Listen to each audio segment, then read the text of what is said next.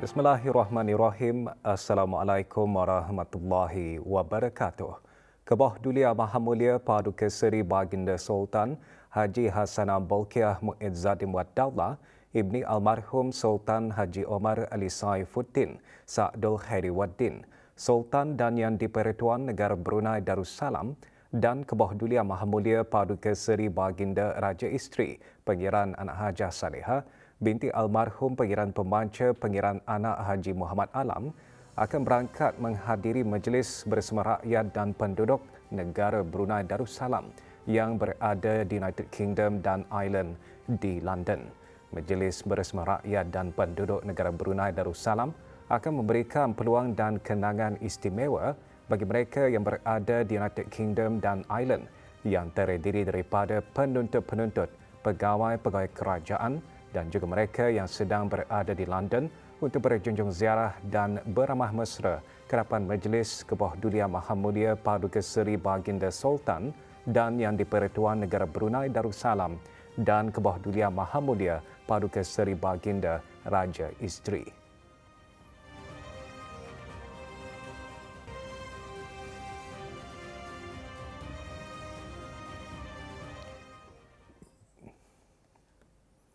Sempena Pesta Disember Brunei, edisi ketiga Thrift and Chill 2025, anjuran syarikat Thrifty Sendirian Berhad berlangsung di Rimba Point sehingga Ahad 28 Disember. Acara yang bakal dianjurkan setiap tahun itu dibuka dari pukul 10 pagi hingga 10 malam bagi memberi peluang kepada orang ramai meluangkan masa bersama keluarga menjelang Tahun Baharu. 33 perusahaan mikro, kecil dan sederhana tempatan diperkasa melalui platform jualan mampu milik bagi mengetengahkan produk dan perkhidmatan mereka. Selain jualan, tarikan utama acara juga termasuk aktiviti kolaborasi pemberian hadiah percuma bersama Rimba Point yang bertujuan menyemarakkan lagi ekonomi domestik dan aktiviti pelancongan negara. More giving activities to Brunei by the end of the year lah. So kira ramai, like not just tourists but also locals can come by to the event to enjoy macam local services, local products lah yang provided by our vendors. Semangat gotong royong kembali hidup di Kampung Kapor apabila penduduk berganding bahu membuat persiapan bagi majlis semakan tahun. Semangat kerjasama yang ditunjukkan mencerminkan nilai perpaduan yang kukuh dalam kalangan penduduk kampung tersebut. Aktiviti gotong royong melibatkan penyertaan pelbagai lapisan masyarakat. Usaha ini bertujuan mengembalikan tradisi lama yang semakin dilupakan sambil mengeratkan silaturahim antara generasi tua dan muda. Aktiviti yang dilakukan juga menggambarkan kampung ini mempunyai potensi untuk meningkatkan perekonomian masyarakatnya. Pengajaran dan manfaat melalui acara makan tahun ini, sikap kerjasama dapat dipupuk dan melestarikan sikap bantu-membantu, iaitu bergotong royong. Antara gotong royong yang selalu kita adakan sebelum acara makan tahun ini, misalnya ada acara mengelupis, mengambil ubud piasau, ada yang memasak dan sebagainya.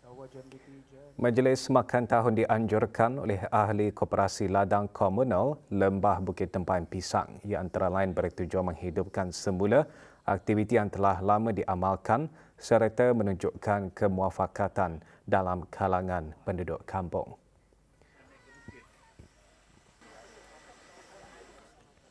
Supaya kekeluargaan tu mesti ada dan keceriaan-ceriaan kampung itu mesti kekakalan lah cuma di kampung. Gotong royong tu adalah sambil berkumpul mengeratkan tali silaturahim bersaudara. Walaupun secara apapun pekerjaan. Selaku generasi muda, melihat kepentingan bergotong royong daripada segi bekerjasama, berpasukan dan berbahagi tugas masing-masing. Dia membagi impak dari segi personaliti dan jati diri sebagai orang Brunei, yang kita ni mempraktikkan kerjasama, nilai-nilai kebajikan.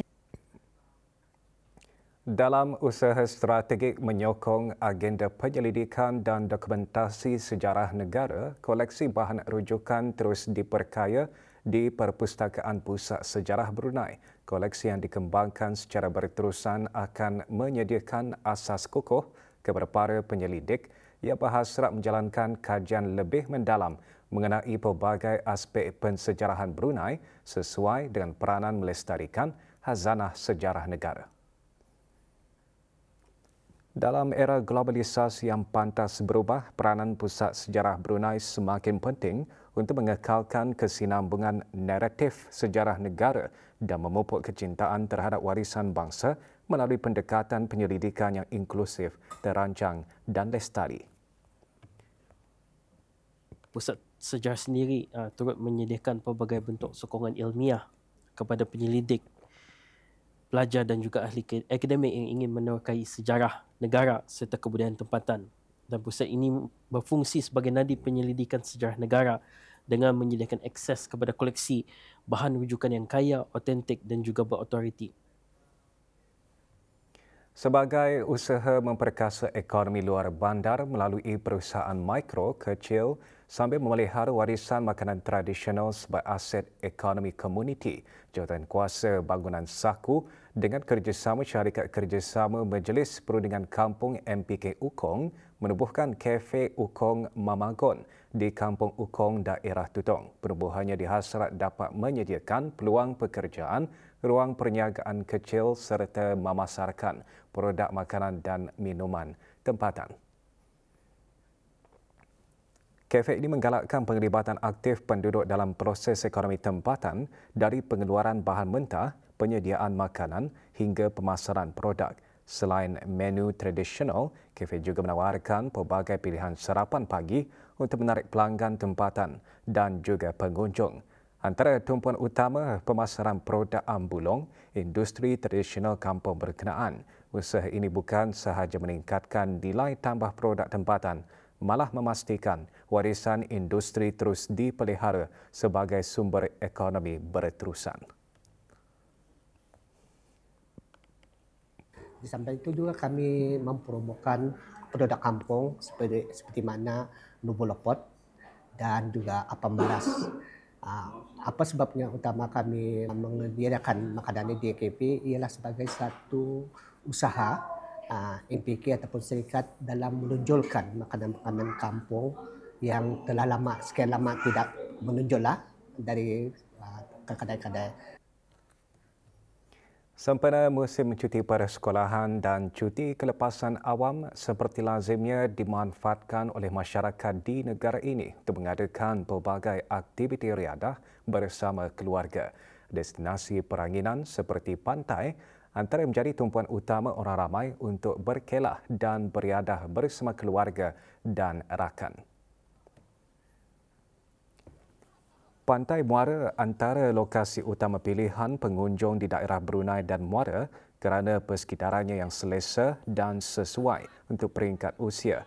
Aktiviti riadah bersama keluarga bukan sahaja dapat mengeratkan hubungan kekeluargaan, malah membantu mengurangkan tekanan selepas rutin harian yang sibuk. Di daerah Belait, beberapa lokasi menarik menjadi tumpuan penduduk termasuk aktiviti perkhemahan, memancing dan sebagainya. Bagi mereka yang bercuti dalam negara, aktiviti seumpamanya lebih menyeronokkan kerana semua ahli keluarga dapat berkumpul dalam suasana santai dan harmoni.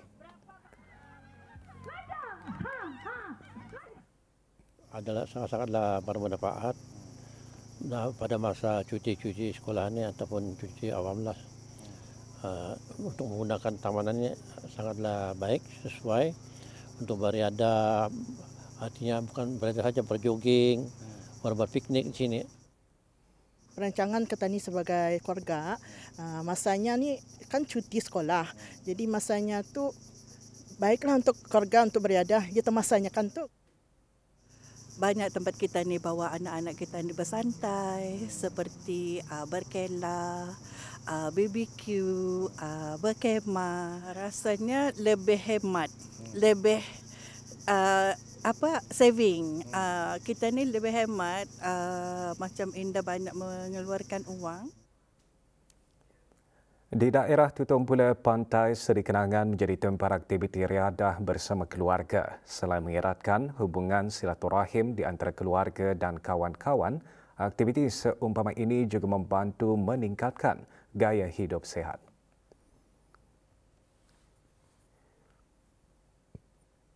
Kepentingannya di sini adalah boleh mengeratkan lagi hubungan kekeluargaan kerana dapat meluangkan masa bersama-sama dalam suasana yang tenang dan sehat. Beredah ini bukan saja untuk kesehatan fizikal dan mental kanak-kanak, ibu bapa juga dapat meluangkan masa yang berkualiti bersama kanak-kanak. Bagi mengeratkan silaturahim serta menggalakkan golongan veteran lebih aktif melakukan aktiviti sehat, Muzakarah Alai BN Trip mengadakan aktiviti riadah di Taman Jublian Duki, Seria. Ini adalah satu penghargaan.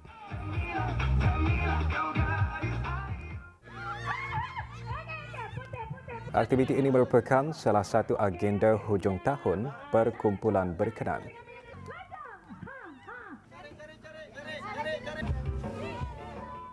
Muzakarah Alai BN ini selalunya mengadakan trip ke Merantau Sempadan, iaitu ke Bintulu, Mukah, ke KK, ke Kuching dan bagian Borneo punya. Jadi setiap 1 bulan kami akan mengadakan 3 ke 4 trip.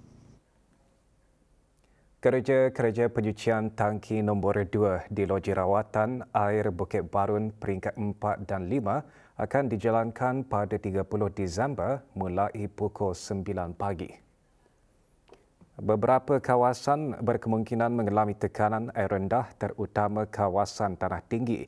Antara kawasan terjejas Jalan Kumbang Pasang, keseluruhan Bandar Seri Begawan, Jalan Kota Batu, beberapa kawasan perumahan negara Lambak Kanan, IBTE Kampus Nahkoda Ragam, Industri Ringan Lambak, Jalan Muara, Jalan Pasir Brakas dan kawasan sekitarnya. Sebarang permohonan pembekalan air tangki hubungi talian Darussalam 123. Penutupan sementara sepenuh jalan di sebahagian Jalan Setia Pahlawan dilanjutkan pada 29 Disember hingga 30 Disember.